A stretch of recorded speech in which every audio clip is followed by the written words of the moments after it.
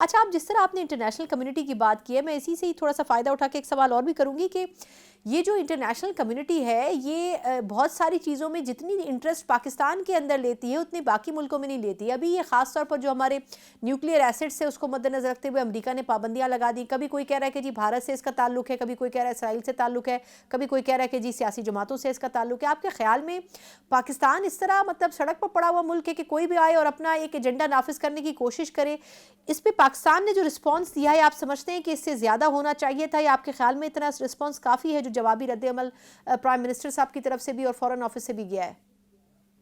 देखिए, ज़ाहिर बात है हम चीज़ों को बड़ा केयरफुल यानी कैलकुलेटेड लेके चलते हैं, लेकिन मेरा ख़्याल है कि एक तरफ तो भारत को 20 अरब डॉलर का असला दिया गया है।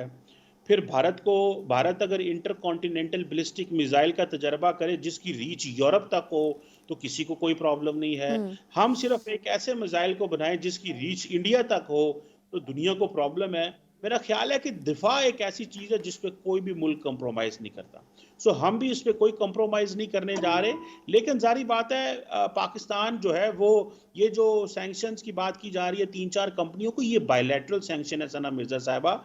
ये कोई मल्टीलैटरल सैंक्शंस नहीं है, ये कोई ऐसी सैंक्शंस नहीं है जिसको आप ये कह सकें कि इसको बैनुल-अक़वामी अदारों ने लगाया है। इंडिविजुअल ममालिक की अपनी पॉलिसीज़ होती हैं, हुँ, हुँ। वो अपनी पॉलिसीज़ के मुताबिक चलते हैं, उनके अपने नेशनल इंटरेस्ट हैं। लेकिन मेरा ख़्याल है कि ये इसको सीरियस भी लेना चाहिए, क्योंकि लगता ये है कि बाइडेन एडमिनिस्ट्रेशन से कुछ लोगों ने कुछ चीज़ें उछालने की कोशिश की है ताकि डोनाल्ड ट्रंप जो जो उनके बारे में कहा जाता है कि उनकी एक एक एक्सेंट्रिक सी पर्सनैलिटी है, हुँ, शायद उनको हम बता सकें कि पाकिस्तान को इस लेंस से देखा जाए। हुँ। पाकिस्तान की जी न्यूक्लियर वेपन्स के लेंस से, जी मिसाइल पावर, जी मुस्लिम कंट्री है, इस लेंस से देखा जाए। हमारा जो जो मिसाइल प्रोग्राम है और न्यूक्लियर प्रोग्राम है, ये कंप्लीटली दफ़ाई है हुँ, हुँ। और इंडिया सेंट्रिक है।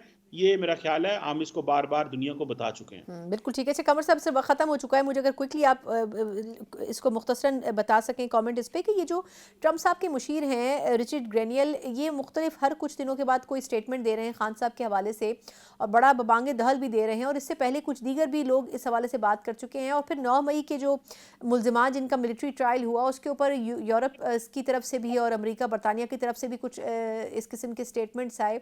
आपके ख्याल में पाकिस्तान को क्या इसके ऊपर रिएक्शन देना चाहिए? ये इंटरनल मैटर करार देना चाहिए, या इसको कैसे टेक अप करना चाहिए इस इशू के ऊपर? देखिए, मुझे तो लगता है ये जो रिचर्ड साहब है ना, ये बेसिकली एक पीआर कैंपेन चला रहे हैं। हुँ, और ये आपको पता है अमेरिका के अंदर पीआर कंपनीज़ बहुत सारे ऐसे लोगों को, इन्फ्लुएंसर्स को पिक कर लेते हैं। हुँ, एंड फिर अगर अगर वो इत्तेफ़ाक से वो जो बंदा है अगर वो गवर्नमेंट में भी आ जाए, देखें 20 जनवरी के बाद देखेंगे उनकी कितनी ट्वीट्स आती हैं, 20 जनवरी के बाद देखेंगे उनकी गवर्नमेंट की क्या अप्रोच है। हुँ, हमें तो रिस्पॉन्ड करना है अमेरिका के स्टेट डिपार्टमेंट को, डिफेंस डिपार्टमेंट को और अमेरिकी हुकूमत को।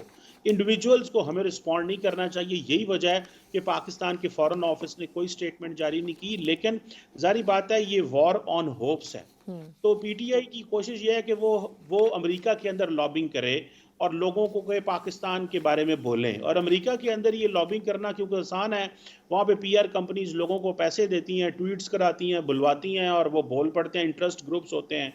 बाकी दुनिया के मुल्कों में ज़रा ये डिफरेंट अंदाज़ से देखा जाता है। सो आप किसी भी कांग्रेसमैन को 10-15 हज़ार डॉलर दे के आप उनसे कुछ भी बुलवा सकते हैं। सो मेरा नहीं ख्याल इसमें परेशान होने की बात है। सिर्फ़ एक ही चीज़ है, देखना ये है कि स्टेट डिपार्टमेंट की क्या अप्रोच आएगी। मेरा ख़्याल है उसी को सीरियस लेना चाहिए। बिल्कुल ठीक। बहुत-बहुत शुक्रिया डॉक्टर कमर